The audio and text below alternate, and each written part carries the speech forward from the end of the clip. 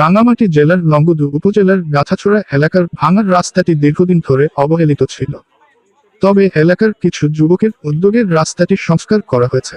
গাছাছড়া এলাকার বাসিন্দারা জানিয়েছেন, রাস্তাটি ভাঙা থাকায় তাদের যাতায়াতে অনেক সমস্যা হচ্ছে। তো দীর্ঘদিনের মানুষের কষ্ট, বিশেষ করে যারা এই প্রসূতি মহিলারা আছেন, ওনারা যেহেতু এদিক দিয়ে আসা যাওয়া করা হয় একটা গাড়ি দিয়ে, বিশেষ করে আমার মনে হয় যে বিশেষ করে বৃষ্টির দিনে রাস্তাটি পিচ্ছিল হয়ে যাওয়ায় দুর্ঘটনার আশঙ্কা ছিল।